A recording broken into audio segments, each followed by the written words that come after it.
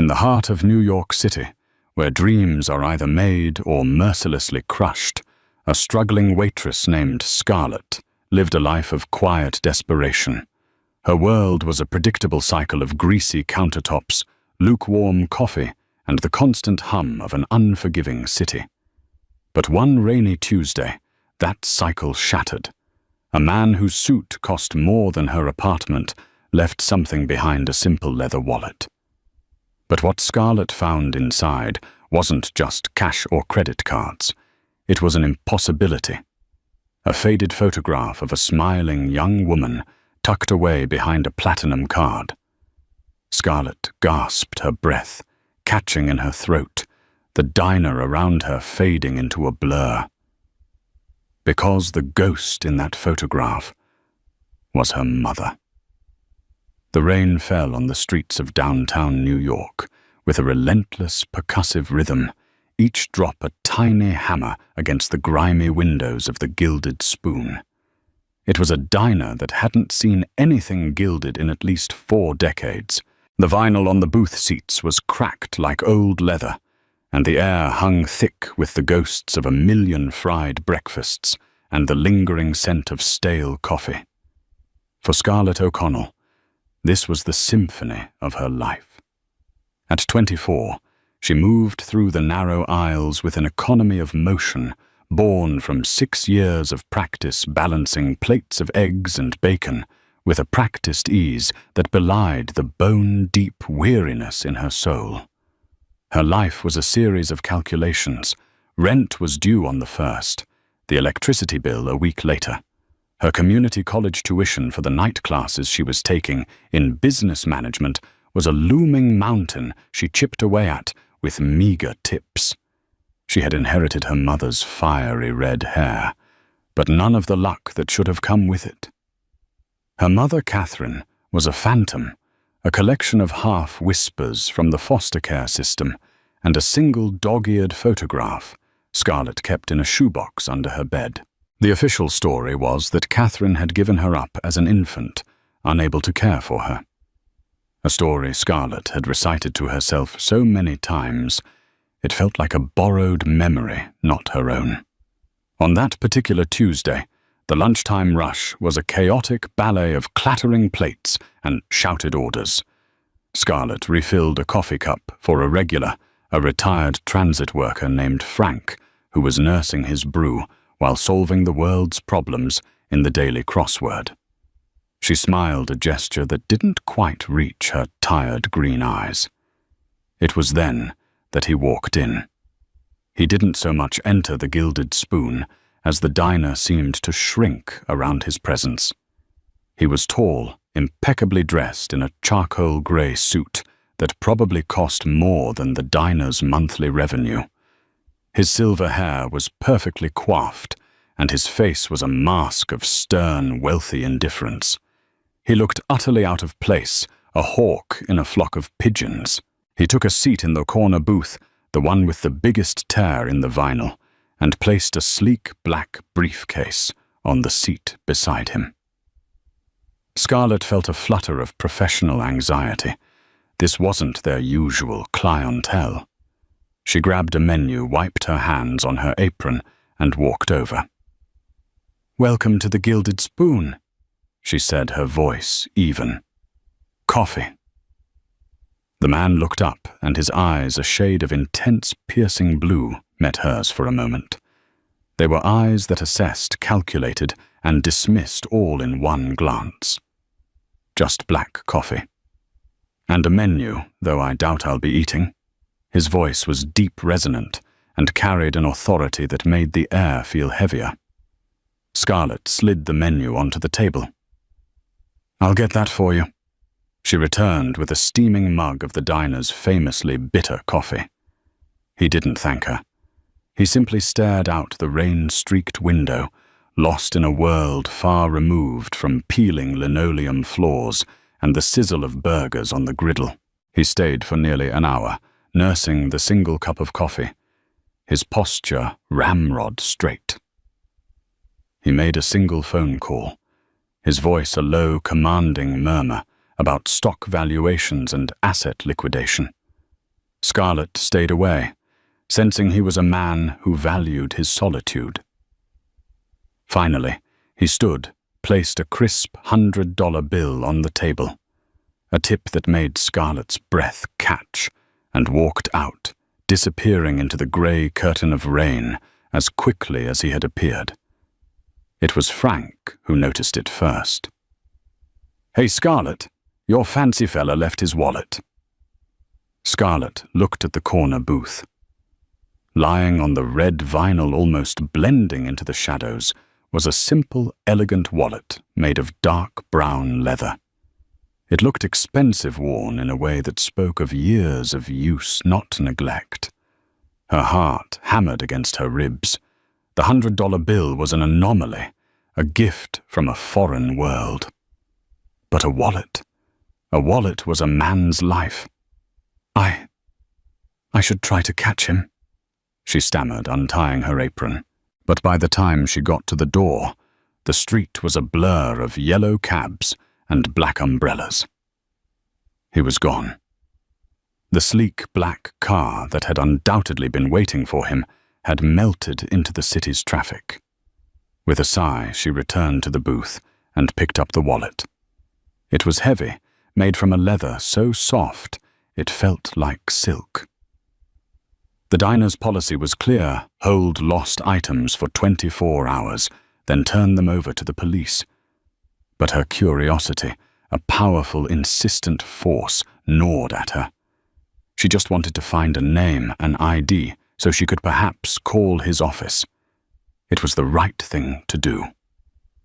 Back in the relative privacy of the staff break room, a cramped space that smelled of bleach and desperation, she sat down. Her hands trembled slightly as she opened the wallet. The first things she saw were the credit cards, a row of them all black or platinum.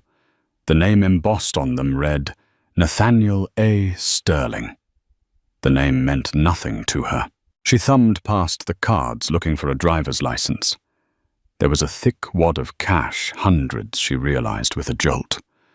More money than she made in a month. She quickly pushed it aside, her integrity warring with the sudden sharp pang of her own poverty. She wasn't a thief. She was just trying to find an address. Then she saw it. Tucked into a hidden flap behind the main card slots was a small plastic sleeve. Inside was not a driver's license, but a photograph. It was old, the colors faded to a soft, nostalgic sepia tone. It showed a young woman, maybe 19 or 20, with a cascade of fiery red hair, a spray of freckles across her nose, and a smile so wide and full of life it seemed to burst from the confines of the small picture. She was leaning against an old oak tree, the summer sun filtering through the leaves, dappling her face with light. Scarlett's world stopped. The air left her lungs in a painful rush. The sounds of the diner, the clatter, the shouting, the sizzle, faded into a distant, muffled roar. Her vision tunneled until the only thing in existence was the face in the photograph. She knew that face. She knew every line of that smile, every constellation of those freckles. She knew it from the one precious, tattered photo she kept hidden away in a shoebox. The photo she kissed goodnight every night. She pulled her phone from her pocket, her fingers fumbling as she swiped to her photo gallery. She brought up the picture she had taken of her own photo, a grainy, scanned image, but the face was unmistakable. She held the phone next to the wallet. It was the same woman. The same vibrant, joyful, beautiful woman. It was Catherine O'Connell. It was her mother. Scarlett gasped a ragged, choking sound. That's my mum's picture. Why? Why would a man like Nathaniel Sterling, a man who lived in a world of skyscrapers and stock markets, be carrying a faded photograph of her mother, a woman who had supposedly been a penniless single mother, who had abandoned her child? 1,000 questions exploded in her mind, each one more bewildering than the last. Who was this man? And what was his connection to the ghost that had haunted her entire life? In that grimy break room, surrounded by the mundane artifacts of her struggling existence. Scarlett. O'Connell felt the solid ground of her reality crack open, revealing a chasm of mystery so deep she was afraid she would fall right in. The next 24 hours were a blur of torment for Scarlett. She finished her shift in a daze, her hands performing the familiar tasks of clearing tables and pouring coffee, while her mind raced through a labyrinth of impossible scenarios. Was Nathaniel Sterling her father? The thought was a sudden violent shock, a lightning strike to her very identity. She had spent her life as an orphan, a girl sprung from nothing. The idea of having a father, a billionaire father no less, was so far beyond the realm of possibility that it felt like a fever dream. She went home to her tiny fifth-floor walk-up in Queens, the wallet clutched in her bag like a sacred relic. She didn't sleep. Instead, she sat at her small kitchen table. The wallet open before her, the picture of her mother staring up at her. She studied Nathaniel Sterling's name. A quick search on her phone had opened a floodgate of information. Nathaniel A. Sterling wasn't just wealthy. He was a titan of industry. The CEO of Sterling Global, a massive conglomerate with interests in tech finance and real estate. His face, the same stern, impassive one she'd seen in the diner, stared back at her from the covers of Forbes and Fortune. He was a legend, a recluse known for his ruthless business acumen and his intensely private life. There was no mention of a wife or children. The $100 tip suddenly made a different kind of sense. It wasn't generosity. It was pocket change, an afterthought. The chasm between their worlds seemed even wider now. By morning, a cold resolve had settled over her. She couldn't live with the questions. She couldn't go back to her life of quiet acceptance, not now. The photograph was a key, and she had to find the lock it belonged to. She called the diner and told them she was sick, an act of rebellion that sent a thrill of fear and liberation through her. Then she dressed in the nicest outfit she owned, a simple black dress, slightly faded, and a pair of worn but polished flats. It felt like battle armor. Sterling Tower was a monument of glass and steel that pierced the Manhattan skyline, a testament to the power of the man who worked at its summit. As Scarlett walked into the lobby, she felt like an ant entering a cathedral. The floors were polished marble. The air was cool and smelled faintly of money and ozone, and people in sharp suits moved with a brisk, silent purpose. She approached the front desk, a massive block of white marble manned by a woman whose perfectly styled hair and dismissive expression made Scarlett feel utterly inadequate. "Can I help you?" the receptionist asked, her tone suggesting that she probably couldn't. Scarlett's throat was dry. I need to see Mr. Nathaniel Sterling." The receptionist's eyebrow arched. "Do you have an appointment?" "No, but it's a personal matter. I found something of his wallet." The woman's expression shifted from dismissal to cautious interest. She made a call, her voice a low murmur. After a moment, she hung up. "Mr. Sterling's executive assistant will be down to meet you. Please have a seat." Scarlett sat on a leather couch that was probably worth more than her entire apartment, the wallet feeling like a burning coal in her purse. A few minutes later, a poised woman in her 50s with sharp eyes and a no-nonsense demeanor approached her. "Ms. O'Connell, I'm Helen, Mr. Sterling's assistant. You have his wallet." Scarlett nodded, her hands trembling as she retrieved it. Helen took it, her expression unreadable. "Thank you for returning this. Mr. Sterling is very grateful. He'd like to offer you a reward for your trouble." "I don't want a reward," Scarlett said, her voice firmer than she expected. "I need to speak with him. Just for 5 minutes. It's about something inside the wallet." Helen's eyes narrowed slightly. "Mr. Sterling has a very demanding schedule." "Please," Scarlett insisted, a note of desperation creeping in. "It's important. It's about the photograph." The mention of the photograph seemed to be a magic word. Helen's professional mask wavered for a fraction of a second. She studied Scarlett's face, her red hair, her green eyes. A flicker of something recognition, curiosity, passed through her gaze. "Wait here," she said, and walked away. The wait was agonizing. Finally, Helen returned. "Mr. Sterling will see you. This way." They rode a private elevator, a silent, high-speed ascent that made Scarlett's ears pop. The doors opened directly into a sprawling office that seemed to occupy the entire top floor. The city spread out below them, a breathtaking panorama of concrete and light.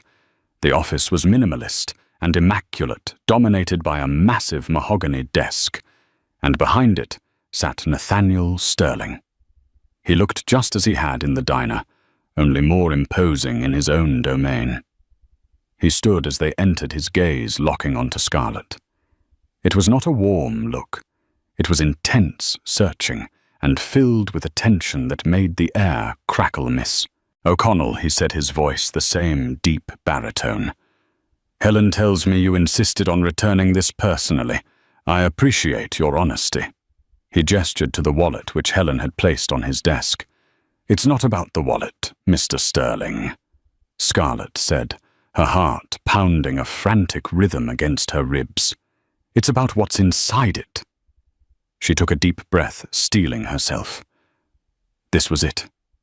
The moment that could change everything or shatter her completely. The picture, she said, her voice barely a whisper. The woman in the photograph. Her name was Catherine O'Connell. She was my mother. The silence that followed was absolute.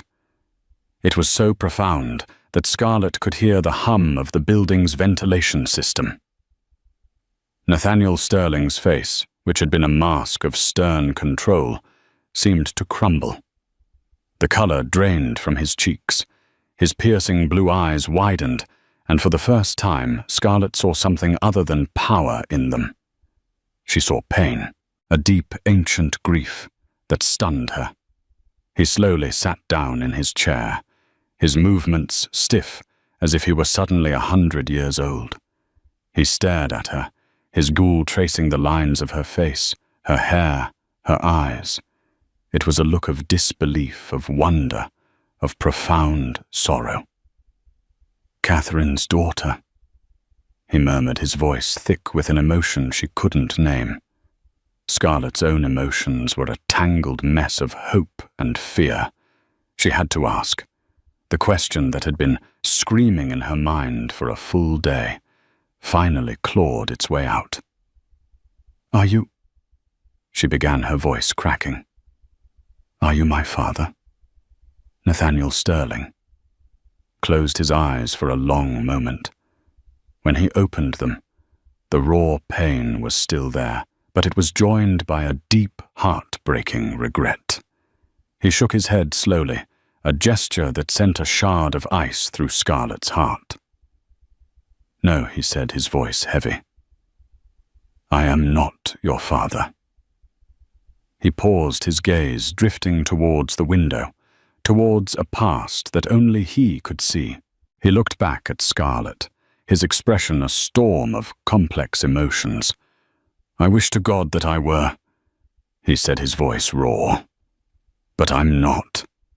Catherine was the love of my life." The words hung in the air of the vast office, more stunning to Scarlett than if he had claimed paternity. The love of my life.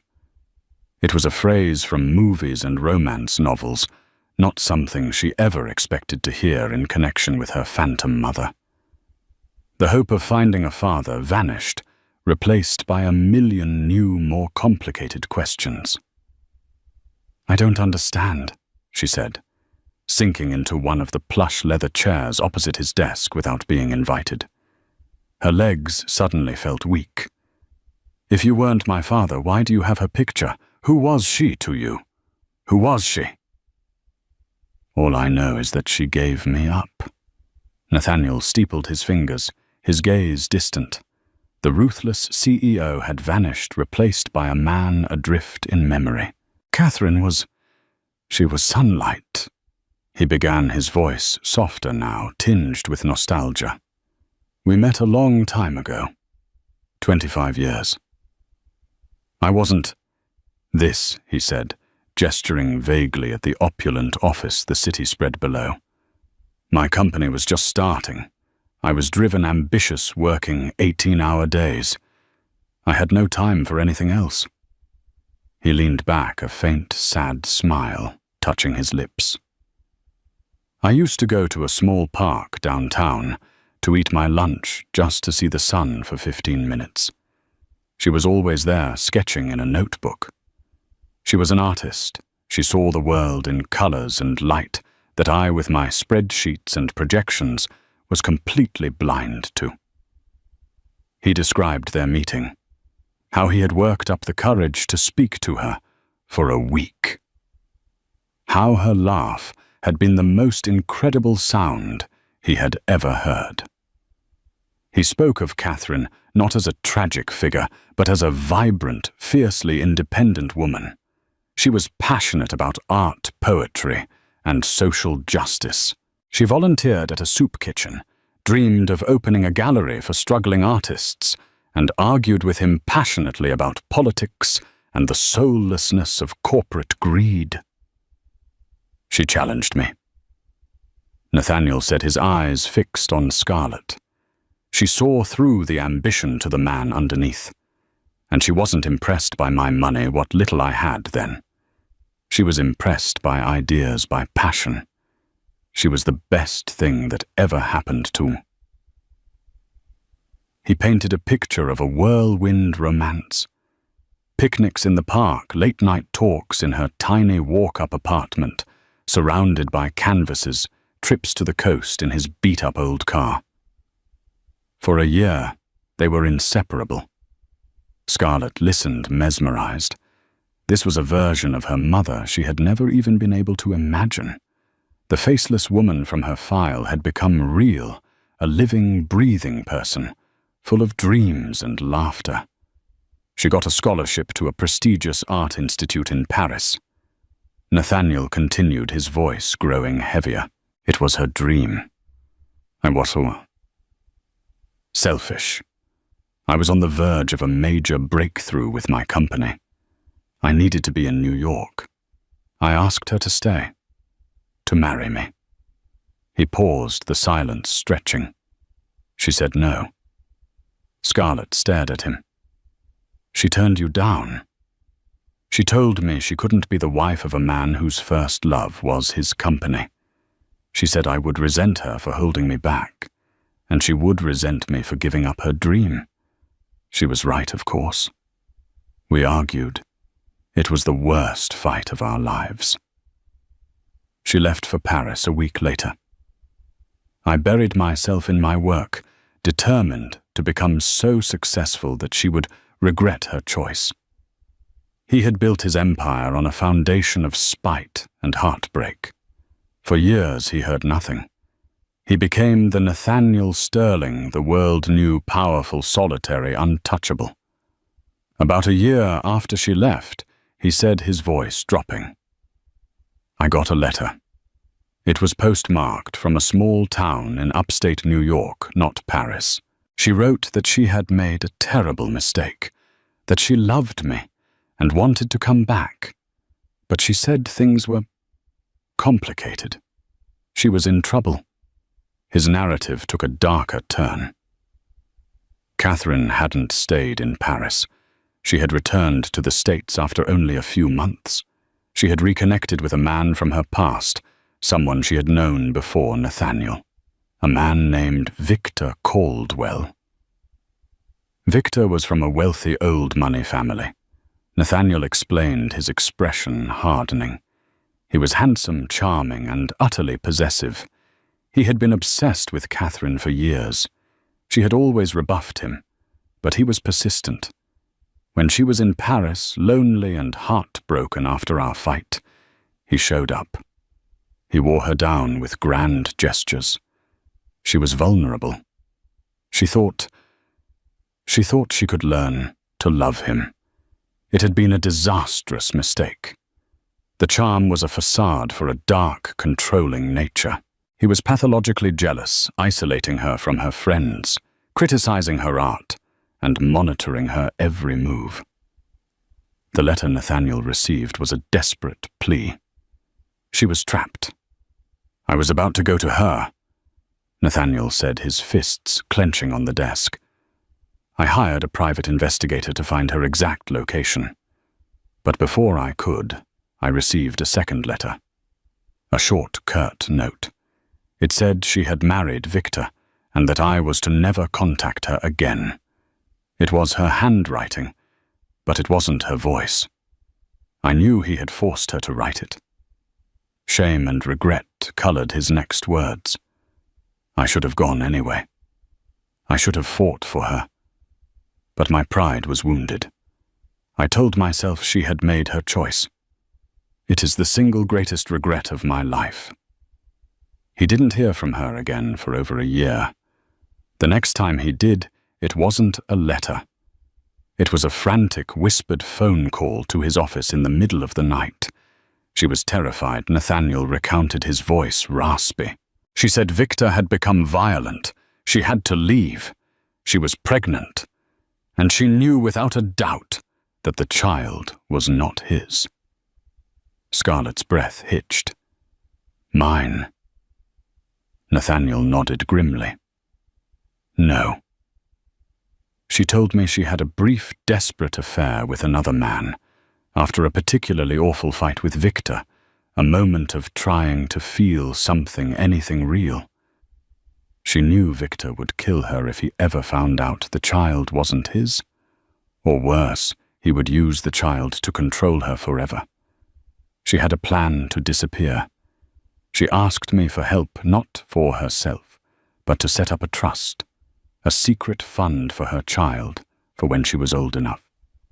She was going to give you up to keep you safe from him.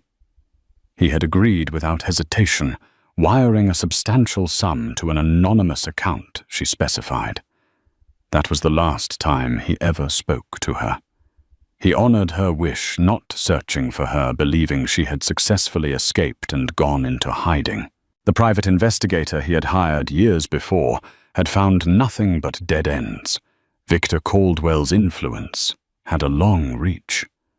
This picture, he said, picking up the wallet and looking at the faded image. She gave it to me on our first date. I've carried it with me every single day for 25 years. It's the only thing I have left of her. Scarlett felt tears welling in her eyes. Tears for the mother she never knew, and the impossible choices she had to make. Her entire life she had believed she was abandoned, unwanted. But the truth was so much more complex. She was given up not out of indifference, but as an act of desperate, protective love. What happened to her? Scarlett whispered. Do you know if she's... Nathaniel's expression was grim. I don't know. My investigator's last report about 10 years ago suggested that Victor Caldwell told everyone she had died in a car accident abroad. There was a death certificate, an obituary, but the details were always vague. I never believed it. I think he covered his tracks. I think she got away. Or... He didn't finish the sentence. He didn't have to. A cold dread seeped into Scarlett's bones. The story had started as a romance and had twisted into something dark and menacing. A man named Victor Caldwell had been the monster in her mother's life.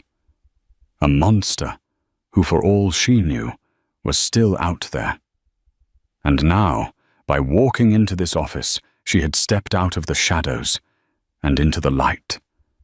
She couldn't help but wonder if the monster had seen her. The story settled over Scarlett like a shroud. The sterile, sunlit office felt cold, the panoramic view of the city suddenly menacing. Her mother hadn't just been a struggling artist. She had been a fugitive running from a man so dangerous she had to sever every tie to her past, including the ultimate one, her own child. This man, Victor Caldwell. Scarlett said, her voice trembling slightly. Who is he now? Where is he? Nathaniel's face was grim, the lines around his mouth deepening. Victor Caldwell is more powerful now than he ever was. After Catherine disappeared, he inherited his family's fortune. He's the head of Caldwell Industries, a major competitor of mine in the tech sector. He's respected philanthropic in public and utterly ruthless in private. The man moves in the highest circles of power both in this city and in Washington. He's not someone you cross lightly. A chill snaked down Scarlett's spine. The faceless villain of her mother's story had a name, a corporation, a place in the world. He was real. For years, Nathaniel continued, his voice low and intense. I've had a team discreetly trying to find any trace of Catherine. Every lead went cold. Every potential witness clammed up. Caldwell's influence is like an invisible wall. The official story remains Catherine Caldwell died tragically. He plays the grieving widower to perfection. But you don't believe it? Scarlett stated more a fact than a question. No, I believe she got away. I have to believe that. I think she created a new identity somewhere far from here and has lived a quiet life, always looking over her shoulder. Giving you up was the price of that life. It must have broken her heart every single day. The thought was both comforting and devastating. Scarlett was the product of a sacrifice. Her simple, hard-scrabble life had been a shield unknowingly protecting her from a dark and powerful man. Nathaniel leaned forward, his blue eyes locking onto hers with a new fierce intensity. Scarlett, your walking into my life changes everything. For 23 years, you have been safe because you were invisible.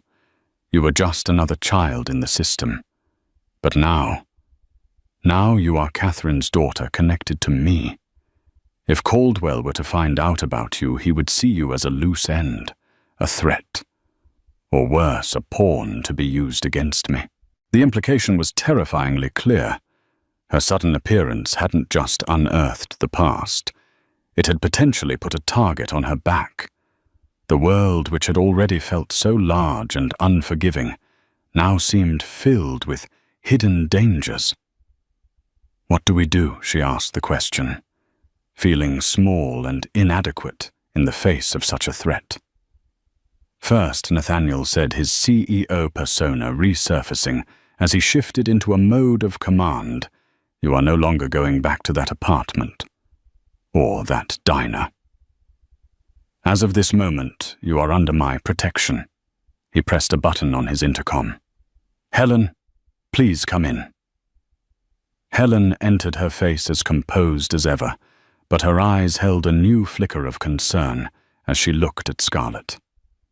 Helen arranged for the penthouse suite at the Beaumont to be prepared for Ms. O'Connell indefinitely, pack a bag for her with essentials, and assemble the security team. I want full round-the-clock protection Tier 1 protocol. She is not to be left alone under any circumstances. Right away, Mr. Sterling. Helen, said her voice, crisp. Scarlett was reeling. A penthouse. A security team. Her mind was struggling to catch up with the sudden violent shift in her reality. Wait, I can't just leave my life. My job, my apartment, my classes. Your job paid you minimum wage, your apartment is a fifth-floor walk-up, and your classes can be taken online or with private tutors. Nathaniel countered, not unkindly but with an unassailable logic. Scarlett, this is not a negotiation. This is about your safety. The life you knew and ended the moment you recognized that photograph. He was right. She knew he was right. There was no going back to worrying about the electric bill when a man like Victor Caldwell might be out there. Over the next few hours, Scarlett's life was systematically dismantled and reassembled by Nathaniel Sterling's formidable machine. A team of discreet professionals packed up her meager belongings from her apartment. Her landlord was paid 3 months' rent for the inconvenience. The manager of the Gilded Spoon was given a call and a generous severance on Scarlett's behalf, a transaction that probably left him speechless. She was escorted to the Beaumont Hotel, a palace of old-world luxury she had only ever walked past, dreaming. Her suite was larger than her entire apartment building floor, with breathtaking views of Central Park. Clothes appeared in the closets, toiletries in the marble bathroom, a laptop and phone on the desk. It was a golden kit luxurious, but undeniably a cage. A polite, powerfully built man named David introduced himself as the head of her security detail and was now a constant, silent presence outside her door. That evening, Nathaniel met her for dinner in a private dining room in the hotel. The tension between them had softened, replaced by a strange, shared purpose. They were two strangers, bound together by the ghost of a woman they both loved. "My team is digging again," he told her, over a meal she could barely taste. "They're re-examining everything we know about Victor Caldwell, looking for any new vulnerabilities. And they're looking for Catherine. But this time they're looking for a trail that might lead from you. School records, foster care placements. Anything he might be able to trace." He paused, setting down his fork. "They found something." Scarlett's heart leapt. "My mother." "No, something unsettling." One of Caldwell's chief legal counsels recently made a quiet inquiry into the New York State foster care archives, specifically requesting records from 23 to 25 years ago. The request was flagged by an alert system I put in place years ago. The blood drained from Scarlett's face. "What does that mean?" "It could be a coincidence," Nathaniel said, though his tone suggested he didn't believe it for a second. "Or it could mean he's suspected something for a while. Maybe he never truly believed Catherine was pregnant with his child. Maybe he's been looking for you." The quiet hum of the city outside the window no longer sounded like a lullaby. It sounded like a threat. The shadow of Victor Caldwell, a man she had never met, was stretching long and dark, and she was standing right in the middle of it. She was no longer just a waitress who had found a wallet. She was a secret that was about to be exposed, and she was terrified of what would happen when the light finally hit her. Days turned into a week. Scarlett lived in a state of surreal limbo. She woke up in silk sheets, ate gourmet food, and wore clothes she'd only ever seen in magazines. Yet she felt more trapped than she ever had in her tiny apartment. The security detail was a constant reminder of the invisible threat that dictated her new reality. Her only connection to the outside world was Nathaniel, who visited her daily, bringing updates from his team of investigators. They were learning to navigate their strange new relationship. He wasn't her father, but a paternal, protective instinct emanated from him. For Scarlett, who had never had a father figure, it was both comforting and confusing. They spoke for hours, mostly about Catherine. Nathaniel would share memories, and Scarlett would listen, absorbing every detail, trying to build a complete picture of the mother she never knew. She was stubborn, he said one afternoon, a rare smile gracing his lips. Once we argued about a painter, Mark Rothko. I said his work was just lazy blocks of color. She didn't speak to me for 2 days. Then she dragged me to the museum and stood me in front of one of his paintings for an hour, explaining the emotional depth, the layering, the feeling. By the end, I understood. She taught me how to see.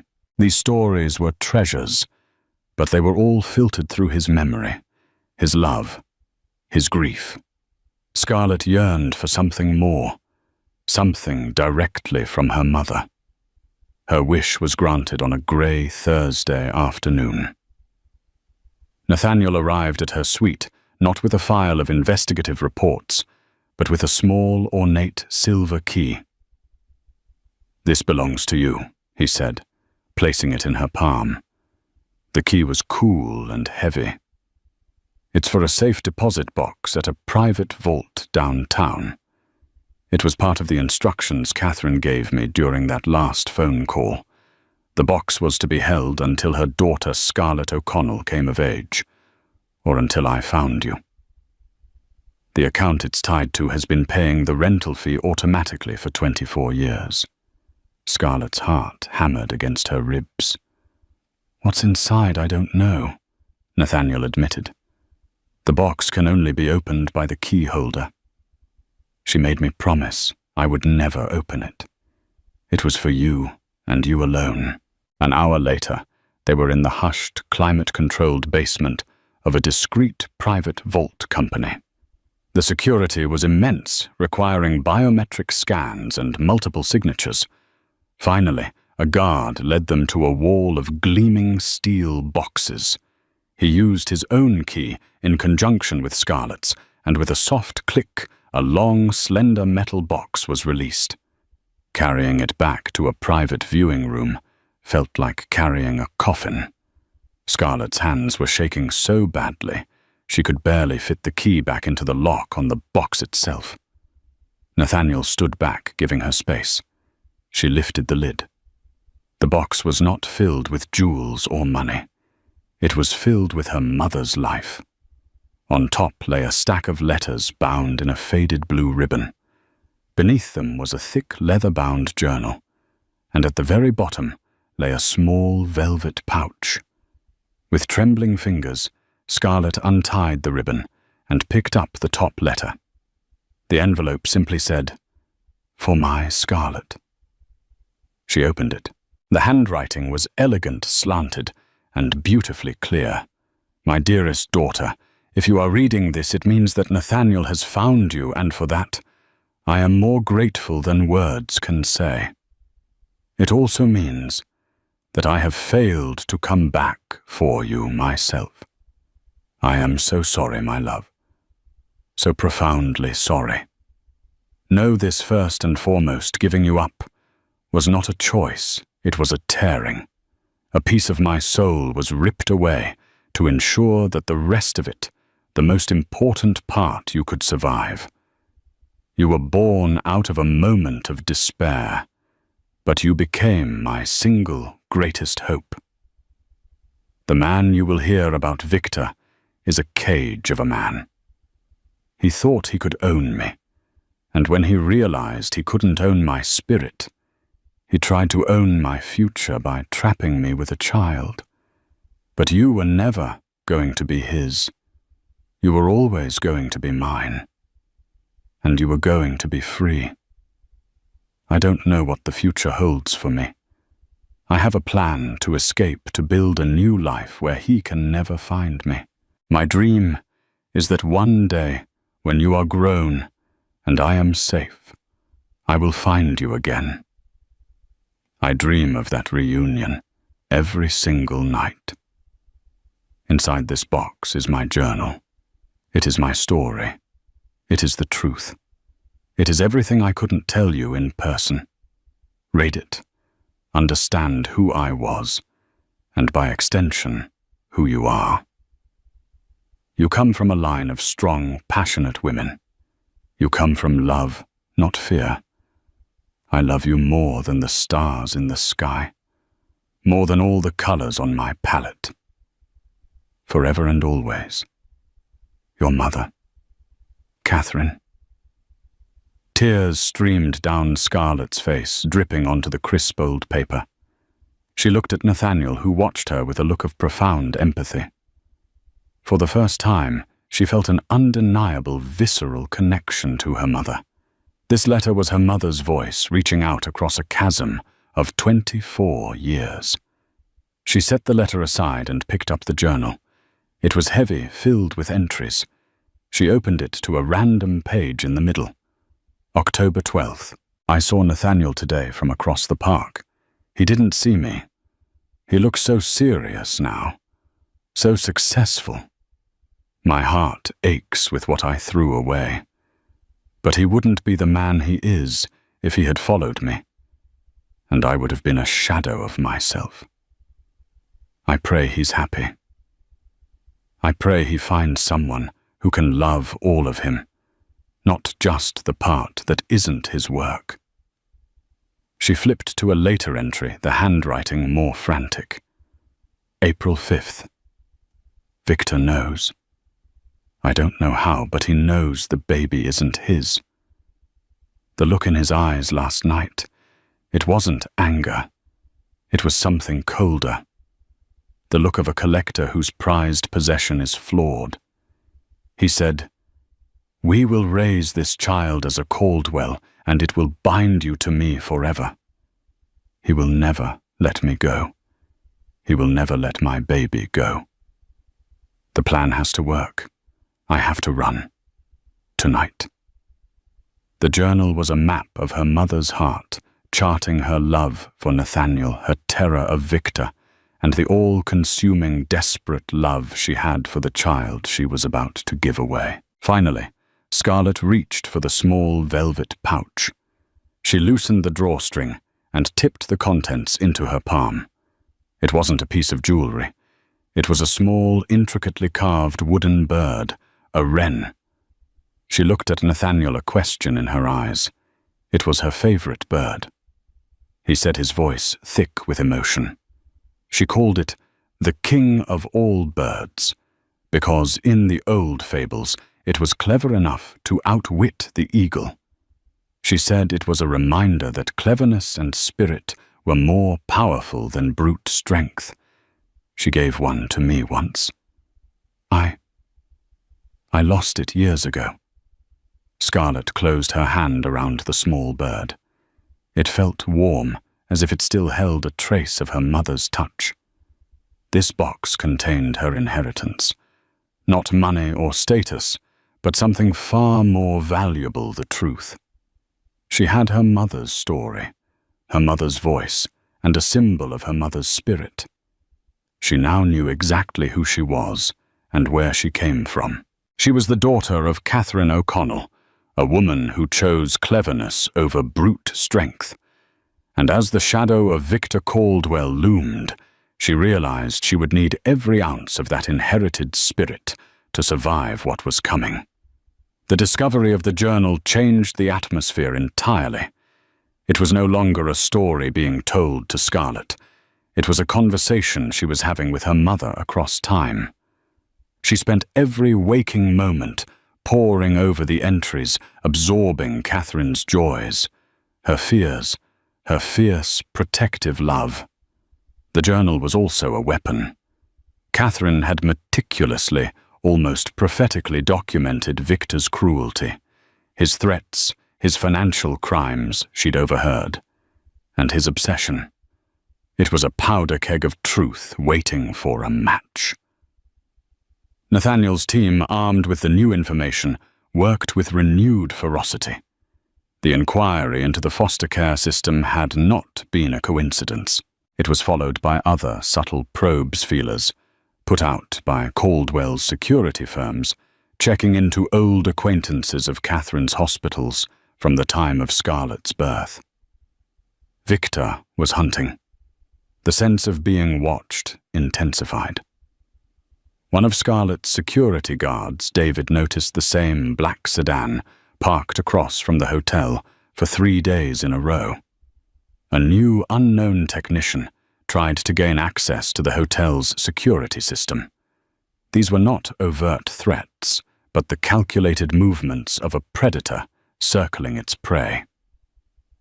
"He's not going to make a clumsy move," Nathaniel said during one of their tense evening meetings. "He won't try a kidnapping. It's too messy. Victor's weapon is control. He'll try to control you legally or financially. He'll try to discredit you, to isolate you from me, to make you seem like a gold-digging fraud." The first move came a week later. Scarlett was served with a cease and desist letter from a high-powered law firm representing Victor Caldwell. It was a masterpiece of legal intimidation.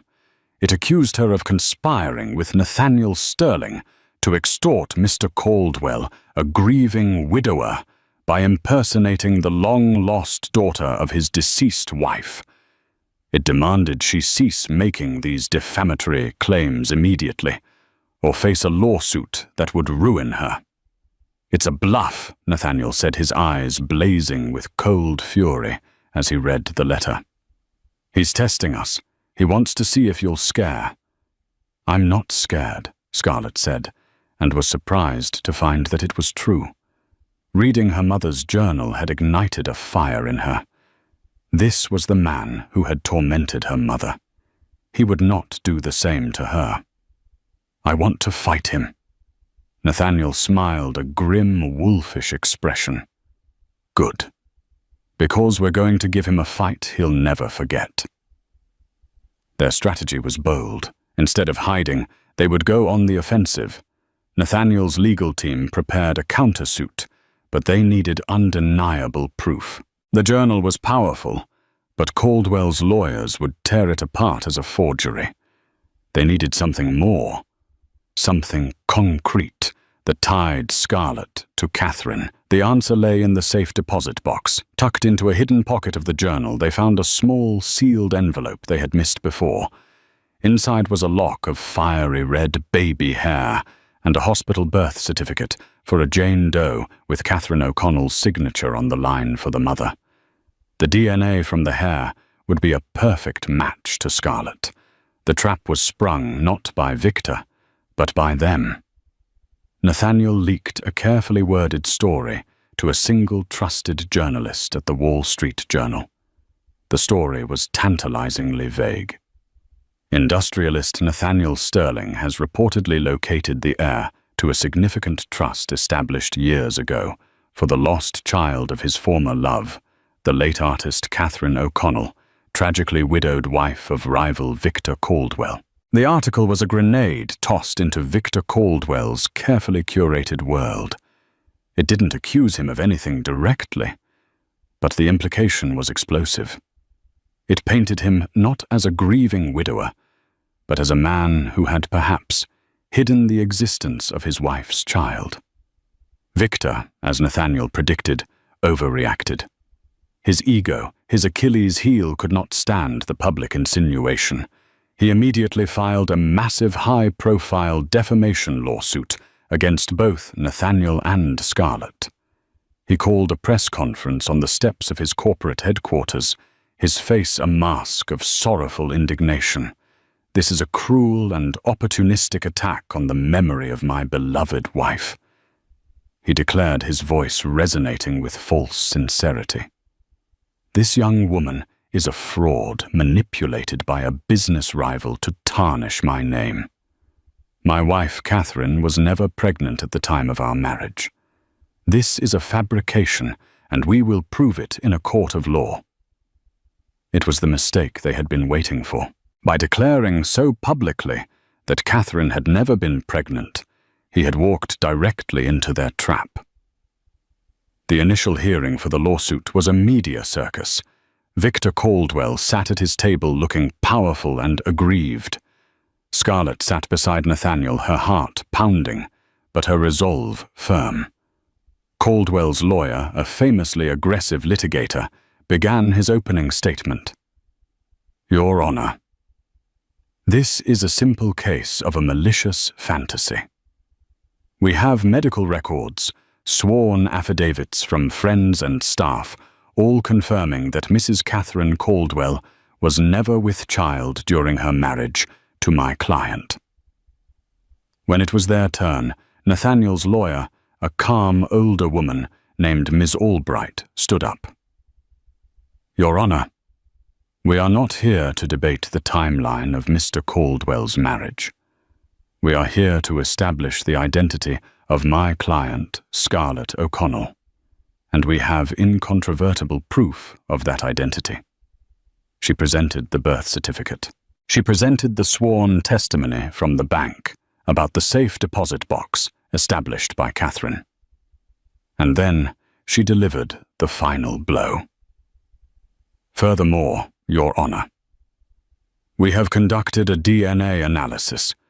The sample was taken from a lock of baby hair preserved by Ms. O'Connell's mother. The results confirm with 99.99% certainty that Scarlett O'Connell is the biological daughter of Catherine O'Connell. A gasp went through the courtroom. Victor Caldwell's face went pale. But that is not all. Ms. Albright continued, her voice ringing with authority.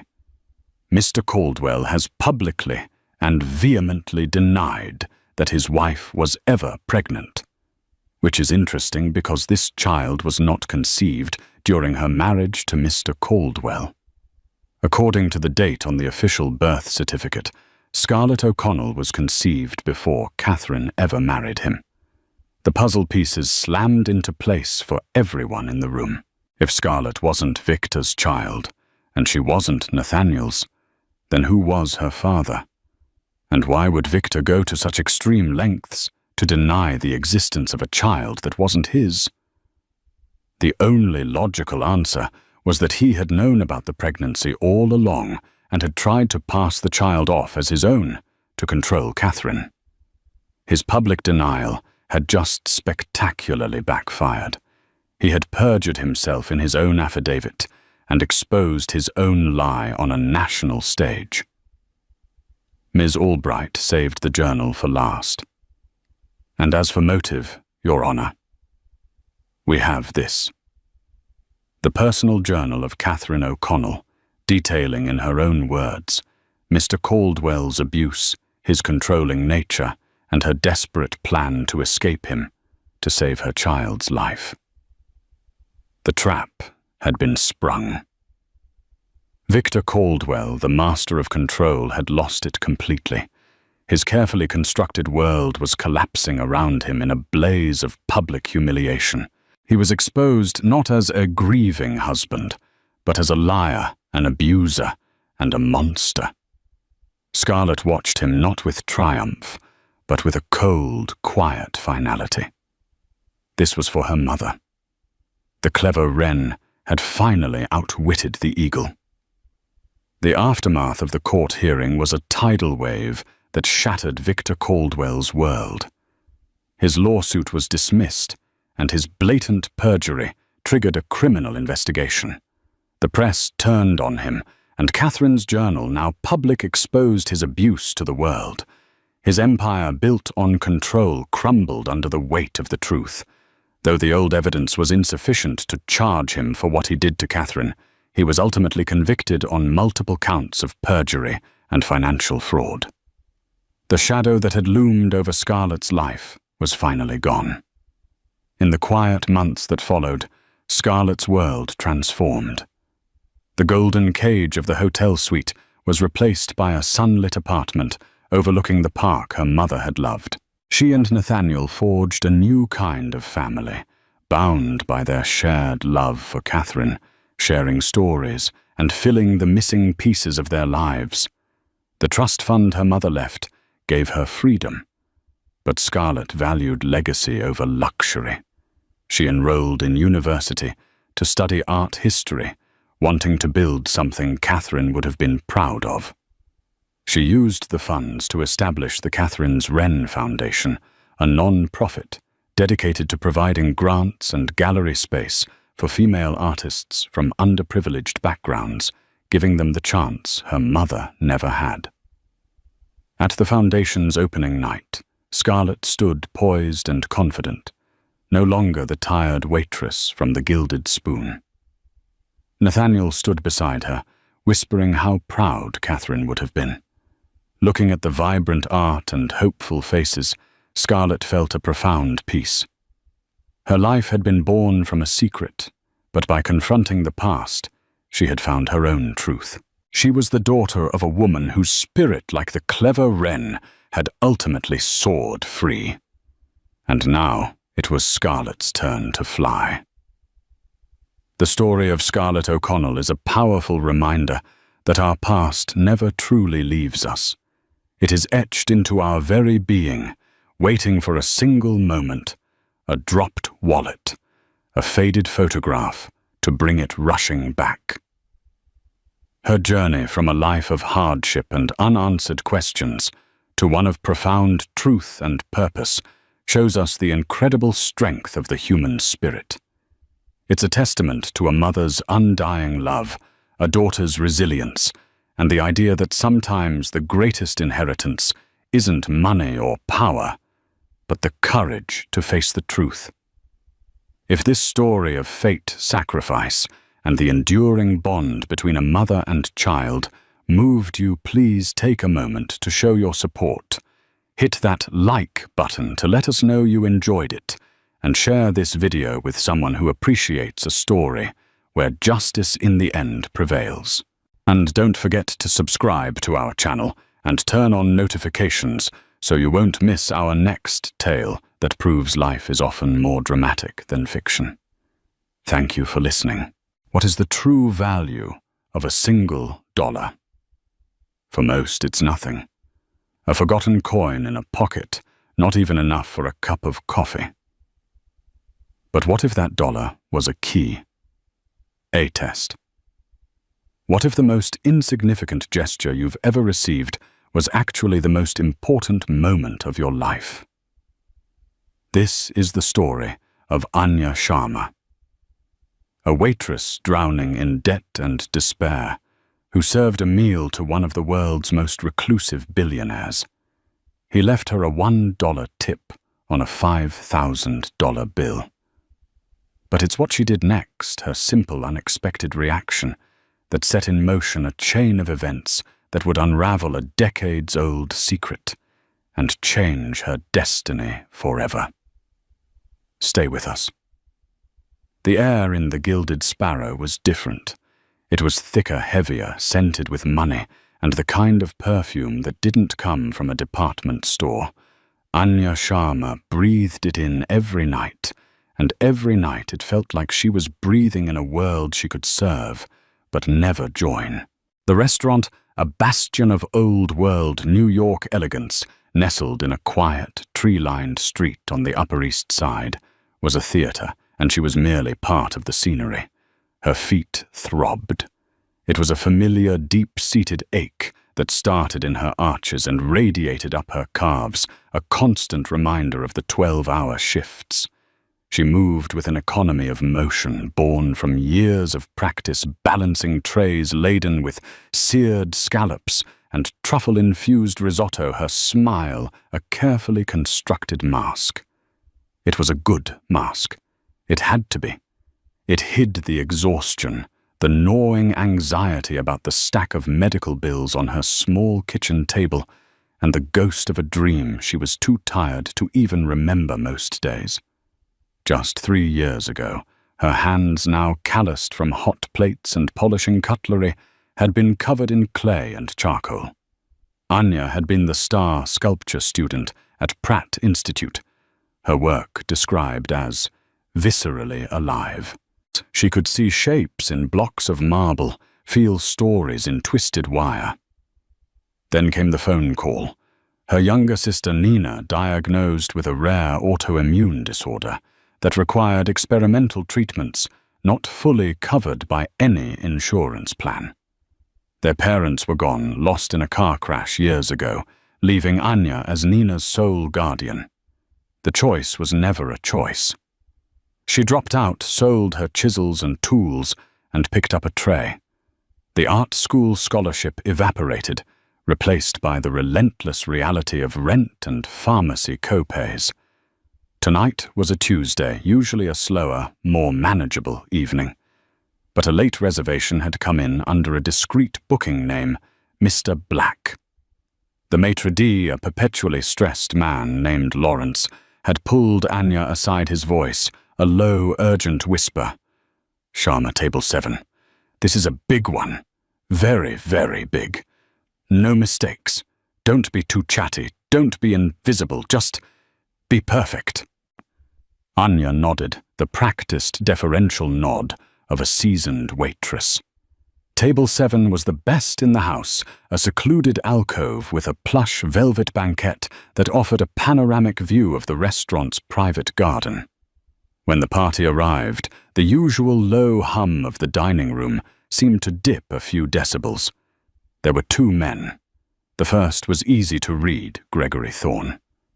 He was in his late 40s with a mane of silver hair, a tailored suit that probably cost more than Anya's car, and a Rolex that caught the light with every expansive gesture.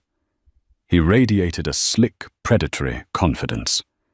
He was the kind of man who enjoyed being noticed.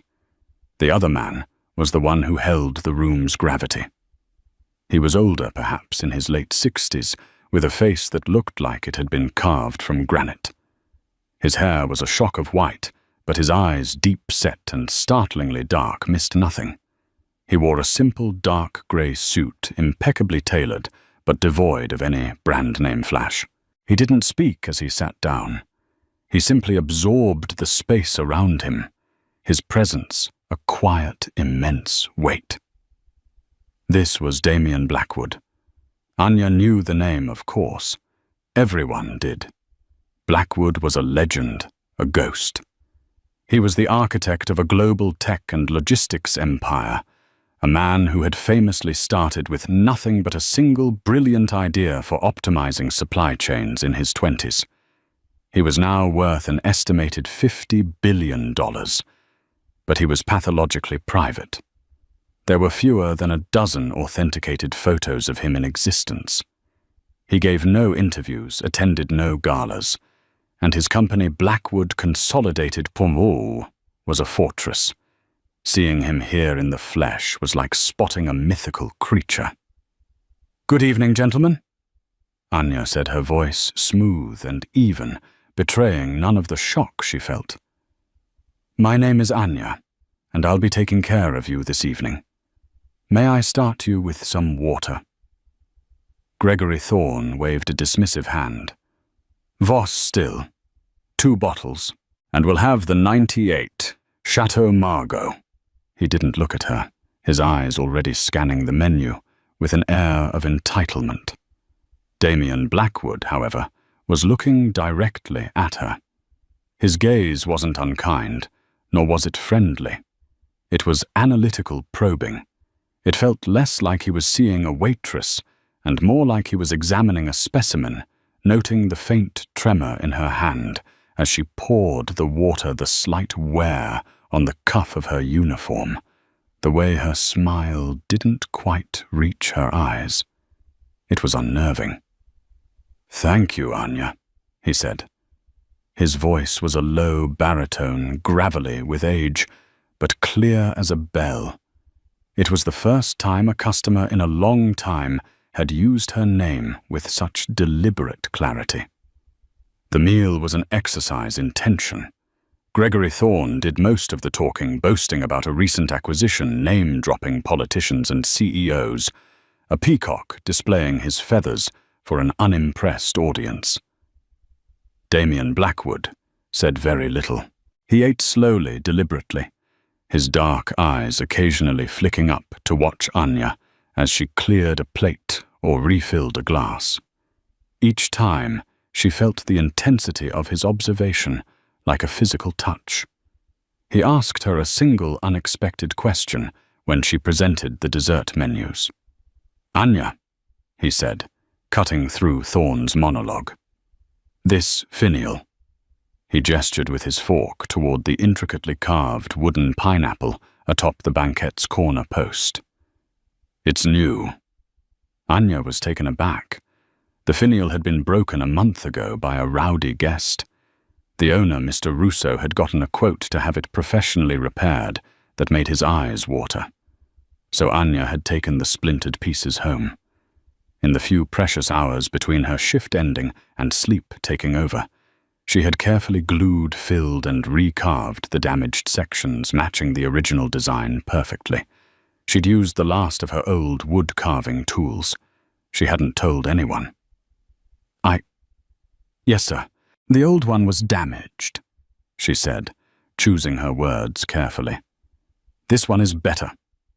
Blackwood stated not as a compliment, but as a fact. "The lines are cleaner, more confident." He turned back to his menu, leaving Anya standing in stunned silence. Gregory Thorne shot her an annoyed look, irritated by the interruption. They skipped dessert and asked for the check. Anya ran the card, a black, featureless piece of metal, with no name, only a number. The total came to £4,815.62. She placed the leather billfold on the table. Thorne was already on his phone, sealing another deal in a loud voice. Blackwood took the billfold, scribbled a signature, and placed something in Sewell. "Thank you, Anya," he said again, his eyes meeting hers one last time. It was an excellent meal. Then they were gone, leaving a wake of silence behind them. Her fellow waiters looked at her with a mixture of awe and envy. The Blackwood table. The tip would be legendary. Enough to cover Nina's next treatment cycle, maybe even pay off a chunk of her credit card debt. Her heart pounded in her chest, a frantic bird beating against her ribs. She waited a full 5 minutes, letting her hands steady, before she walked back to the table. She picked up the leather billfold. It felt strangely light. Her breath hitched. She opened it. Inside, on the line, designated for the tip, Damian Blackwood had written in firm, clear script, $100. Next to it, the grand total. 4 hulls, $816.62. Tucked into the sleeve was the signature slip and a single, crisp $1 bill. The world tilted on its axis. The hum of the restaurant faded to a dull roar in her ears. $4,800 and a $1 tip. It wasn't just cheap, it was an insult. A deliberate, calculated, soul-crushing statement. Every eye in the restaurant was on her, waiting to see the legendary tip, waiting to see her reaction. And all she could do was stare at that single, solitary dollar. Anya stood frozen, the leather billfold clutched in her hand. The dollar bill inside felt heavier than a block of lead. It was a brand-new note, so crisp it could have been printed that morning. George Washington's portrait stared up at her, his expression impassive, almost mocking. $1. The number echoed in the silent chamber of her mind. It wasn't just the lack of a generous tip. A 0 would have been better. A 0 could be an oversight, a mistake made by a man unused to handling his own affairs. But $1 was intentional. It was a gesture that required thought. It was a message. Her first instinct was a hot, blinding flash of fury. How dare he? This man who could buy the entire city block without noticing the expense, who spent $5,000 on wine and food as a casual Tuesday dinner, looked her in the eye, used her name, and then left her a tip that was less than the cost of a subway token. He had commented on her carving, seen her work, and then dismissed her with the most contemptuous sum possible. The humiliation was a physical thing, a burning sensation that crept up her neck and tightened her throat. Her colleague, a jaded waiter named Ben, sidled up to her. "Well, don't keep us in suspense. Did he buy you a condo?" he whispered, his eyes gleaming with vicarious greed. Anya couldn't speak. She just opened the billfold and showed him. Ben's jaw dropped. He blinked, then looked again. A low whistle escaped his lips. "No way, no way, Blackwood. The billionaire left you a buck." His whisper turned into a choked laugh of disbelief. That's brutal, man. That's colder than the walk-in freezer." The word spread through the staff like wildfire. Whispers turned to stares. The sympathy in their eyes was mixed with a morbid curiosity, the kind people reserve for watching a car crash. The legendary tip was indeed legendary, but for all the wrong reasons. Anya felt her carefully constructed mask begin to crack. The professional smile faltered. Her shoulders slumped. She wanted to run, to go to the staff bathroom and either scream or burst into tears. Lawrence the maitre d' stormed over his face, a thundercloud. "What is this I hear?" "Let me see that." Anya handed it over. Lawrence stared at the receipt, his face turning a blotchy red. Unbelievable. The nerve of these people. They think they own the world. He looked at Anya, his expression a mixture of pity and frustration. "Look, Sharma, don't take it personally. These guys, they live in a different reality." He probably didn't even think about it. But Anya knew that wasn't true. Damien Blackwood had thought about it. Every action he took seemed deliberate, from the way he sat to the way he observed her. He had looked right at her. He knew. This was a statement. The question was, what was it trying to say? She retreated to the small, cluttered break area, the $1 bill now in her apron pocket. She could feel its crisp edges through the fabric. Her mind raced cycling through a tornado of emotions, rage, shame, confusion, and a deep, profound sense of injustice. The money itself wasn't the point. Not really. Yes, a large tip would have been a godsend for Nina's mounting medical expenses. It would have been a brief respite from the constant crushing financial pressure. But this was about dignity. Her work, her professionalism, her very existence in that dining room had been valued at 100 cents. She thought about Nina, frail but fierce, whose smile was the only thing that kept Anya going. She thought about the mountain of bills, the threatening red letters on the envelopes. The hope that had foolishly bloomed in her chest for 2 hours had been violently extinguished, leaving behind a bitter ashen residue. Despair began to seep in, cold and heavy. This was her life. Serving condescending men who saw her as less than human, forever chasing bills she could never quite get ahead of.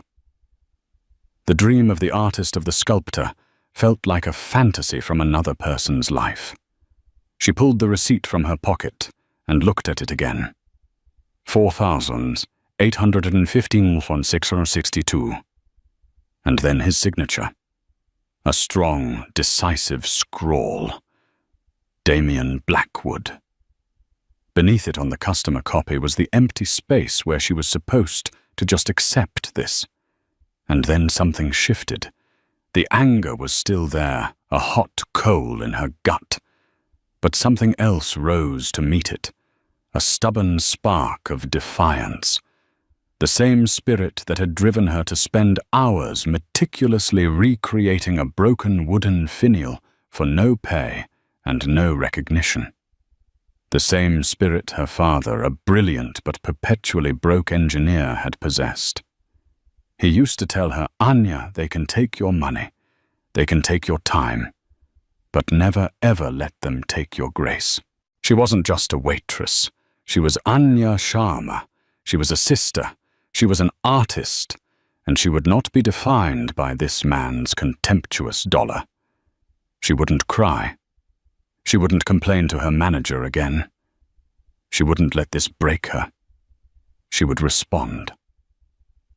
An idea bold and terrifying formed in her mind. She walked back out into the now emptying dining room and approached Lawrence. "Lawrence," she said, her voice quiet but firm. "I need the guest copy of that receipt back, the one he signed." Lawrence looked at her confused. "Why for a souvenir, Anya, just throw it out? Forget him." "I'm not going to throw it out," she said. "I'm going to do something else." She took a pen from her apron. Her hand was shaking, but not from fear or weakness. It was shaking with a strange, exhilarating sense of purpose. She smoothed the receipt on a clear section of the service bar. For a moment, she wasn't in a restaurant. She was back in her studio, a blank canvas before her. This little slip of paper was her canvas now. She wouldn't be rude. She wouldn't be sarcastic. That would be playing his game, sinking to the level of pettiness the dollar suggested. She would rise above it. She would give him the one thing he clearly didn't expect. She took a deep breath, and she began to write. The pen felt alien in her hand, so different from the familiar weight of a chisel or a sculpting tool. Yet as she touched the tip to the paper, a sense of calm settled over her. This was her response, her one chance to reclaim her dignity from the cold indifference of a billionaire. She didn't write on the merchant copy. That had to be filed. She took the customer copy, the one meant for Blackwood's own records, which he had left behind on the table. It was on this slip of paper next to his powerful signature and the insulting $100 that she would make her stand. Her handwriting was neat, a relic from years of art school drafting classes. She wrote carefully, choosing her words not to wound, but to convey a truth he had overlooked. "Mr. Blackwood, thank you for dining at the Gilded Sparrow tonight. On the receipt you valued my service at $1. I accept it not as an insult, but as a challenge. You see, a single dollar can be powerful. For some, it is the start of a fortune. For others, it is the meal they weren't sure they would have. It can be a seed, or it can be a symbol. You are a man who clearly understands the value of building something from nothing. So I will treat this dollar with the respect it deserves. I will invest it, not in stocks or bonds, but in a moment of kindness for someone who needs it more than I do. Perhaps it will buy a coffee for a homeless person on a cold morning, or a flower for someone having a bad day. Thank you for this reminder that true value is not always what is written on a check, but what one chooses to do with what they are given. I hope you have a safe evening. Sincerely, Anya Sharma, Table 7, the artist who fixed the finial.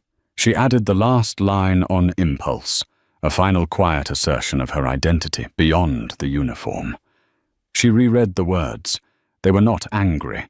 They were not sycophantic. They were simple, direct, and filled with a quiet grace she didn't even know she possessed. It was a response he could not have anticipated. She had taken his gesture of contempt and transformed it into an act of charity, subtly turning the tables on him. She had refused to be the victim. Ben watched her, his expression one of utter bewilderment. "What did you do? Are you writing him a complaint? They'll fire you, Anya." "No," she said, folding the note neatly. "I'm just closing out the check." Her next move was even bolder. She walked to the front desk where Lawrence was sorting through the evening's reservations. "Lawrence, I need an address," she said. "What address? Anya, go home. Get some rest." "The booking address for Mr. Black. You have it on file. I need to mail him his receipt." Lawrence looked at her, as if she had grown a second head. "Are you insane? We do not contact guests, especially not this guest. You'll get me fired. You'll get yourself blacklisted from every restaurant in this city." "He left his copy," Anya insisted, her voice unwavering. "It's a business expense. He'll need it for his records. It's my professional duty to ensure he receives it." She was using the language of the service industry, a shield of professionalism for her audacious plan. "I won't say I'm from the restaurant. I'll just mail it. Standard procedure." Lawrence argued for 5 minutes, but there was a stubborn light in Anya's eyes he had never seen before. Finally defeated and deeply worried, he scribbled an address on a piece of paper. It wasn't a home address, but the corporate headquarters of Blackwood Consolidated on Park Avenue. "I never did this, Sharma. This is on you." "Thank you, Lawrence," she said, taking the paper. The next morning, after just 4 hours of sleep, Anya woke up before her alarm. The first thing she did was take the crisp $1 bill from her uniform. She went to the corner bodega, bought a single stamp and an envelope. With the change, she bought a hot coffee. On her way to the post office, she saw a man huddled in a doorway, shivering in the early morning chill. An old man with weary eyes and hands raw from the cold. She walked up to him and held out the coffee. "Here," she said softly, "for you." The man looked up surprised and took it with a grateful nod. "God bless you, miss." Anya felt a strange lightness in her chest. She had followed through. The dollar was already invested. At the post office, she sealed the envelope containing the folded receipt with her note inside. Her hand hovered over the mailbox slot for a long moment. This was the point of no return. She could lose her job. She could become a pariah in the industry she depended on to survive. Or nothing could happen. The note could be thrown away by some mailroom clerk, never to be seen by the man it was intended for. She thought of her father's words, "Never let them take your grace." She pushed the envelope through the slot. It was gone. The days that followed were thick with anxiety. Every time Lawrence looked at her, she expected him to say, "You're fired." Every phone call from an unknown number made her heart leap into her throat. She went to work, smiled her professional smile, cared for Nina, and tried to pretend that she hadn't just thrown a message in a bottle into the most powerful and unpredictable ocean in the world. The incident with the dollar had faded from the staff's gossip, replaced by new dramas. For everyone else, it was over. For Anya, the waiting had just begun. A week passed, then another. Nothing. The silence from Park Avenue was absolute. The hope that had flickered within her began to die, replaced by a weary resignation. It had been a foolish, romantic gesture. Of course he'd never seen it. She had made her stand to an empty room. Life went on a monotonous cycle of work and worry. Nina had a bad week, and a new expensive medication was prescribed. The credit card bill arrived, and Anya felt the familiar squeeze of panic. The dollar, the note, the brief feeling of empowerment. It all felt like a distant dream. She was just a waitress again, and that was all she would ever be. 70 floors above Park Avenue, in an office that was less a workspace and more a temple of minimalist power. Damien Blackwood sat behind a desk carved from a single piece of reclaimed oak. The room was silent, the view a panoramic sweep of the city he had in many ways conquered. His desk was completely clear, save for a single tablet and a small cream-colored envelope. The envelope had arrived via inter-office mail, flagged by his long-serving executive assistant Martha for its unusual nature. It was addressed to him personally, sent via standard post to the main corporate address, a channel no one who actually knew him ever used. His personal mail was filtered through a half-dozen layers of security. This had slipped through the cracks of the public-facing system. He had opened it expecting a crank letter or an unsolicited business proposal. Instead, he found the customer copy of his receipt from the Gilded Sparrow, and tucked inside a handwritten note. He read Anya Sharma's words once, then a second time, then a third. A slow, unfamiliar sensation bloomed in his chest. It was not amusement. It was not anger. It was a profound sense of surprise. In his world, people responded to power in predictable ways. They fawned. They groveled. They asked for things. They seethed with impotent rage. They threatened lawsuits. He had built an empire on his ability to predict human behavior, to see patterns in greed, ambition, and fear. This was not in his playbook. He had left the $1 tip for a very specific reason. It was a test, but it was a cruel one, the final stage of a multi-layered evaluation. His friend Dominic Russo, the owner of the Gilded Sparrow, had been his eyes and ears for months. Damien had given him a strange set of criteria. He was looking for someone with integrity, resilience, a quiet intelligence, and a creative spark that hardship hadn't managed to extinguish.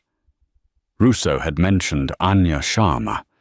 He'd told Damien about her background, her cancelled scholarship, her sick sister. He'd even mentioned offhandedly how she had fixed the broken finial without being asked. That had piqued Damien's interest. The finial was the first test. His comment about it at dinner was to see if she would take credit, if she would be boastful. She hadn't been. She had been modest and professional. The second test was her demeanor throughout the meal, enduring Gregory Thorne's boorish arrogance with unwavering composure. The $1 tip was the final brutal filter. It was designed to provoke a raw emotional response, to see what lay beneath the professional veneer. He had expected anger tears a complaint to the manager. He had expected a typical human reaction. He had not expected grace.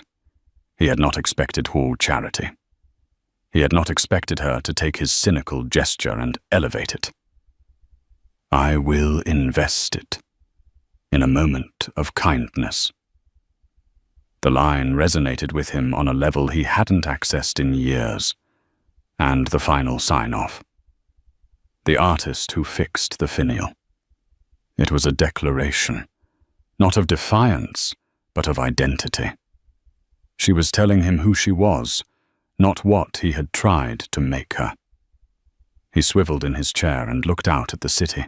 The reason for this bizarre covert search was a secret he held close to his heart, a weight of guilt he had carried for over 30 years. It concerned Anya's father, David Sharma. Decades ago, before Blackwood Consolidated was a titan, Damien had been a ruthless young entrepreneur. David Sharma was a brilliant, gentle-souled engineer working at a small firm Damien was acquiring. David had developed a revolutionary logistics algorithm, a piece of code so elegant it was practically art. It was the key to unlocking massive efficiency gains. Damien knew it was David's work, but the intellectual property belonged to the firm. He acquired the company, took the algorithm, and built his empire upon it. He had paid the firm, of course, but David Sharma, the true genius behind it, got nothing but a severance package. Damien had told himself it was just business, but he never forgot the look in David's eyes, not of anger, but of deep, quiet disappointment. David went on to live a modest life, never achieving the success his intellect deserved, and died too young. The guilt had festered in Damien for decades. He couldn't undo the past, but he could make amends to the future. He learned David had 2 daughters. He wanted to help them, but not with a simple handout. That would be too easy an insult to the memory of a man who valued integrity over wealth. He needed to know if David's character, his grace under pressure, had passed to his child. He needed to find the artist, not just the survivor. Anya Sharma's note was the proof. She was her father's daughter. He buzzed his intercom. "Martha, get me Evelyn Reed on the line. And find out everything you can about a young woman named Anya Sharma and her sister Nina Sharma. Medical history, financial status, everything. Be discreet." Evelyn Reed was his personal lawyer, a woman as sharp and unforgiving as a shard of glass. She handled the matters that required absolute precision and zero sentimentality. While he waited for the call, Gregory Thorne entered his office, all teeth and confidence. "Damien Morning, I'm about to close the deal on that Singapore port contract. They're folding on all our key demands." Damien didn't look up from the note. "Gregory, do you remember the waitress from the Gilded Sparrow the other night?" Thorne scoffed. "The pretty one, vaguely. Why, I left her a $1 tip," Damien said, his voice flat. Thorne chuckled. "I saw that. Savage. Putting the help in their place. What was that about?" "It was about seeing what she would do," Damien said, finally looking at Thorne, his dark eyes cold. "She took the dollar, bought a coffee for a homeless man, and sent me a letter explaining the principles of true value." Thorne's smile faltered. He didn't understand. "A nutcase, then. You get all sorts." "No." Damien said the word like a chip of ice. "She's an artist." He folded the note and placed it in his breast pocket. "Gregory, I'm transferring you to the head of the South American division. You'll be based in Sao Paulo, effective immediately." Thorne was floored. "Sao Paulo, but the Singapore deal." "That's a demotion. Why?" "Because you saw a pretty waitress to be put in her place," Damien said, turning back to his window. "And I saw a person of character. Your perspective is limited. Go and broaden it. My jet will be ready for you tomorrow." Thorne stood there sputtering, but he knew better than to argue. A decision from Damien Blackwood was as final as gravity. He backed out of the office, his world turned upside down. The intercom buzzed. "Ms. Reed is on line 1, sir." Damien picked up the phone.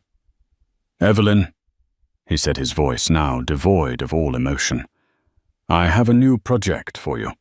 It's a delicate matter. Its name is Anya Sharma." The ripple had hit the shore. Now the tide was about to turn. 2 weeks after she had mailed the letter, Anya had convinced herself it was a forgotten dream. Life had settled back into its grueling rhythm. Nina's condition had stabilized, but the cost of her new medication was staggering, wiping out what little savings Anya had managed to scrape together. The Gilded Sparrow felt more like a cage than ever, the forced smiles and polite chatter grating on her frayed nerves. The brief flicker of defiance she had felt was gone, smothered by the heavy blanket of reality. One afternoon, a letter arrived. It was not a bill or a junk mail flyer. The envelope was made of thick, creamy cardstock, her name and address written in elegant, fluid calligraphy. There was no return address, only a simple embossed seal on the back, a stylized BR. Her hands trembled as she opened it. Inside was a single sheet of matching cardstock. The message was brief and printed in a severe, no-nonsense font. Anya Sharma. This letter serves as an invitation to a meeting to discuss a matter of potential significance to you. The meeting will be held this Friday at 2:00 p.m. at the offices of Reed & Associates, located at 450 Park Avenue, Suite 5500. A car will be sent to your address at 1:15 p.m. to escort you. Please be prompt. Sincerely, Evelyn Reed-esque. Reed and Associates, Park Avenue, a car service. Anya's mind went into overdrive. She had never heard of Evelyn Reed. What matter of potential significance? Her first thought was that she was being sued, that Damien Blackwood, offended by her audacity, was bringing the full weight of his legal team down on her for harassing him. Panic, cold and sharp, seized her. She was going to lose her job, be buried in legal fees she could never hope to pay. This was the consequence of her foolish pride. She spent the next 2 days in a state of quiet terror. She told no one, not wanting to worry Nina or invite Lawrence's "I told you so." She considered not going, just disappearing. But the summons was too formal, too powerful. Ignoring it felt like it would only make things worse. On Friday, she asked for the day off from the restaurant, citing a personal appointment. At exactly 1:15 p.m., a black Lincoln town car, so polished it looked like a pool of liquid shadow, pulled up in front of her modest apartment building. The driver, a man in a crisp suit, got out and opened the door for her without a word. The ride downtown was surreal. Anya, in her best and only blazer, felt like an imposter as the city's landscape shifted from the worn brick of her neighborhood to the gleaming steel and glass of Midtown Manhattan. The offices of Reed and Associates were on the 55th floor.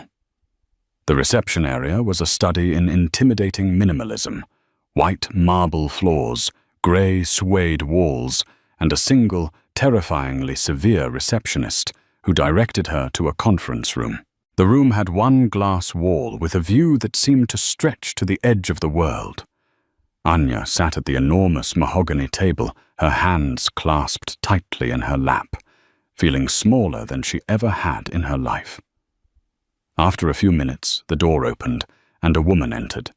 She was in her 50s, with sharp, intelligent features, hair pulled back in a severe chignon, and eyes the color of a winter sky. She wore a perfectly tailored gray suit. She radiated an aura of competence so intense it was practically a force field. "Ms. Sharma," she said, her voice crisp and devoid of warmth. "I am Evelyn Reed. Thank you for coming. Please have some water."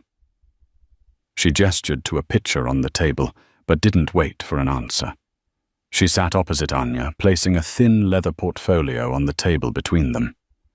"I'll be direct, as I find it saves time," Evelyn began. "I represent a client who has taken an interest in your situation. This client has become aware of certain financial hardships you are facing, specifically regarding your sister's medical care." Anya's blood ran cold. "Who is your client? Is it Damien Blackwood?" Evelyn's expression didn't flicker. "My client prefers to remain anonymous at this stage. Let's call him a benefactor." She opened the portfolio. "My benefactor is prepared to establish a trust. This trust will cover in full all of Nina Sharma's medical expenses, past, present, and future. It will also provide a generous monthly stipend for her living and care expenses." Anya stared at her, speechless. This wasn't a lawsuit. This was a rescue. A lifeline thrown from an invisible hand. It was too much, too sudden. "Why?" was the only word she could manage to push out. "Why would anyone do this? My client believes in targeted philanthropy," Evelyn said smoothly. "He identifies individuals who are facing undue hardship and provides assistance. Consider it a no-strings-attached gift." No strings attached. Anya had lived long enough to know that nothing, especially not from people who employed lawyers like Evelyn Reed, was ever truly free. The suspicion returned a knot in her stomach. "What's the catch?" Anya asked, her voice stronger now. What do I have to do? A faint, almost imperceptible smile touched Evelyn's lips. There is no catch in the way you mean. There is, however, a condition, a formality. She slid a single document across the table. It was an NDA, a non-disclosure agreement dense with legalese. You will be required to sign this agreeing never to discuss the source of these funds, this meeting or my client with anyone, for any reason. Furthermore, she paused, her gaze intensifying. My client owns several art galleries and foundations. He is always looking for new talent to support. He is prepared to offer you a significant personal grant, enough to allow you to leave your current employment and return to your artistic pursuits full-time. It was the dream, the impossible buried dream, offered up on a silver platter. Leave the restaurant. Go back to sculpting. Take care of Nina without the constant terror of debt. It was everything she had ever wanted, and it felt deeply, fundamentally wrong. This wasn't a gift. It was a transaction. An anonymous billionaire was trying to buy her dream and her silence. Why? What was he hiding? The memory of the $1 tip surfaced, that act of cruelty, followed by this act of overwhelming, anonymous generosity. It didn't add up. It felt like a manipulation, another more sophisticated test. And if I sign this, Anya said, gesturing to the NDA, this benefactor also offers me an art grant. A very substantial one, Evelyn confirmed. So he buys my silence, and he buys my art. Anya stated, the pieces clicking into place in her mind. It was a golden cage. He would solve her problems, but he would own her story. He would turn her art, her soul, into another one of his assets. Just then, Anya's phone buzzed. It was a text from her co-worker, Ben. She glanced at it. Ben. You won't believe this. That slick suit Thorne, the guy who was with Blackwood. He just came into the restaurant. He was asking for you. Seemed really desperate. Said he had an offer for you that was better than anything Blackwood could ever give you. Lawrence told him you had the day off. The guy looked furious. Watch your back. A new player had just entered the game. Gregory Thorne. He knew. He was making a move. He was trying to get to her before his old boss did. Anya looked up from her phone, her mind racing. She was caught between two powerful invisible forces. One was offering her a gilded cage. The other was a snake in the grass, likely offering a poisoned apple. She looked Evelyn Reed directly in the eye. The fear was gone, replaced by a cold, clear resolve. Ms. Reed, she said, pushing the unsigned NDA back across the table. I appreciate the offer. It's more generous than I can possibly imagine. But before I sign anything, I have one condition of my own. Evelyn Reed raised a perfectly sculpted eyebrow. No one gave her conditions. I will not accept a single penny from a man who won't look me in the eye. Anya said, her voice shaking slightly but full of conviction. I will not be a project for some anonymous benefactor. If your client wants to help me, he can meet me, face to face, and he can tell me why.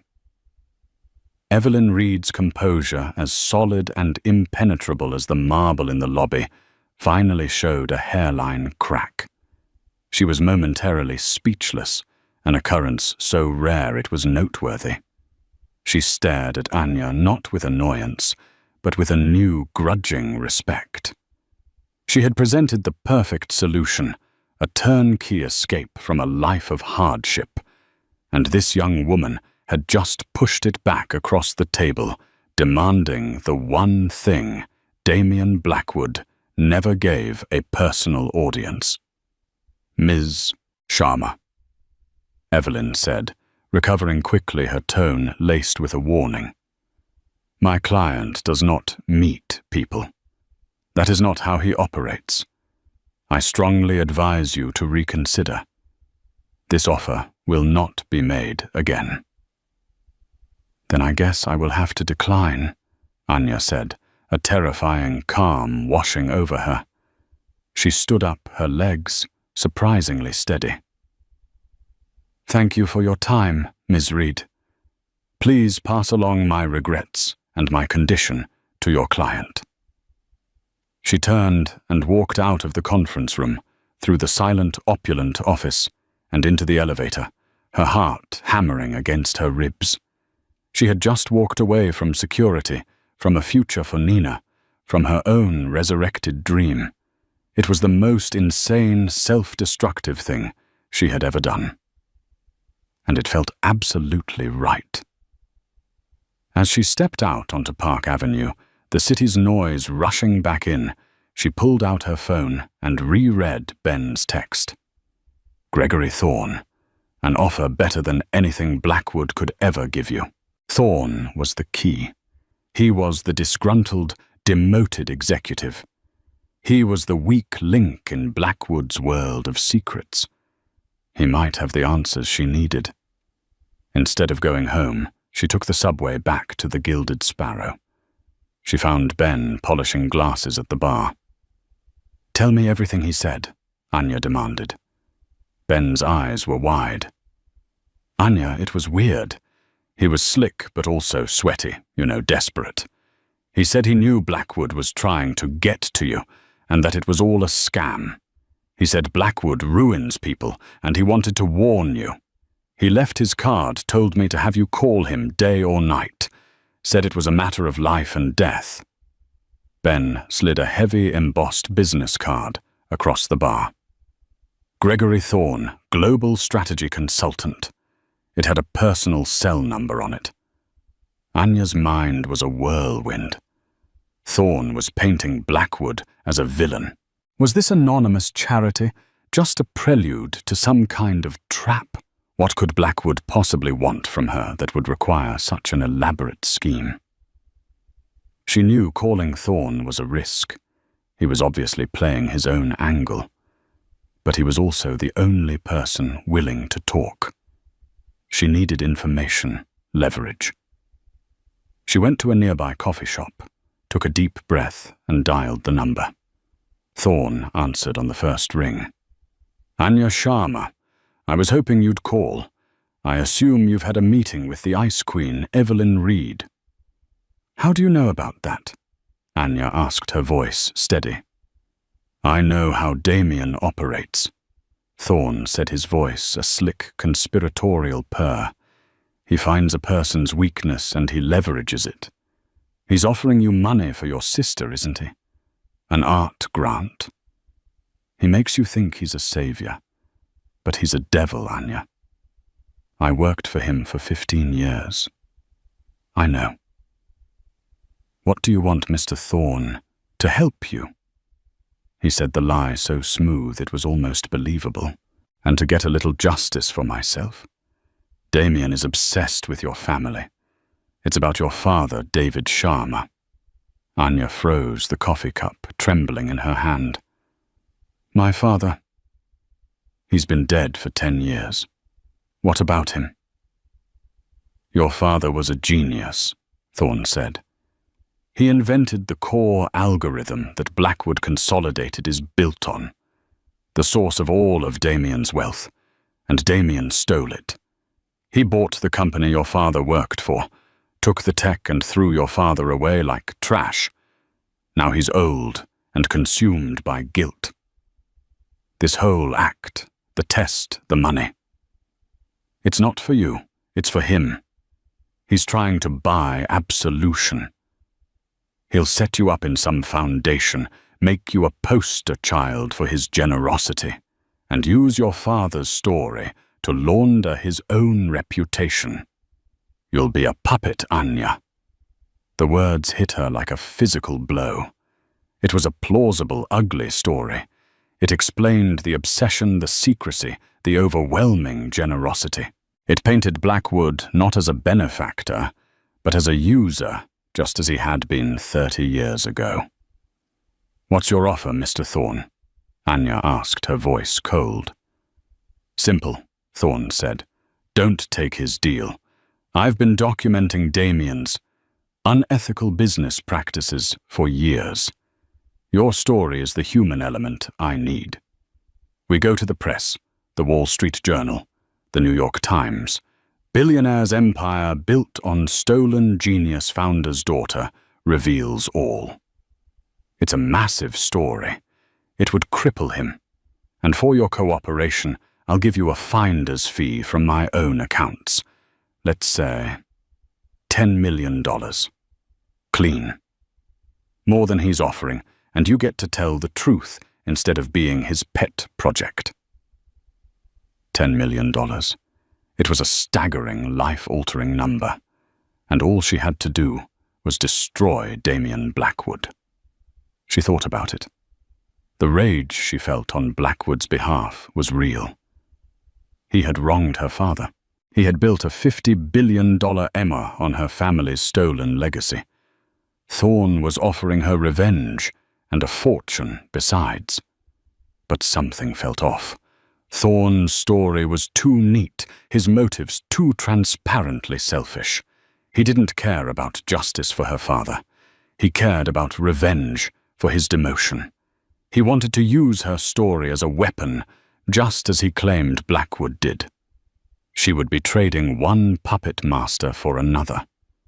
And then she remembered the note. The artist who fixed the finial. Blackwood hadn't thrown it away. He had read it. He had responded. A man trying to simply buy absolution wouldn't have bothered with such an intricate personal test. He could have just had a lawyer cut a check. He was looking for something more than just an heir to give money to. He was testing for character, her father's character. Anya saw the whole board. Blackwood, the guilty king. Thor, the vengeful knight. And she, the pawn they were both trying to move. It was time for the pawn to make her own move. "Okay, Mr. Thorne," Anya said, her voice sounding surprisingly convincing even to her own ears. "I'm interested, but I need proof. Something concrete about my father's work being stolen." Thorne took the bait. "Of course.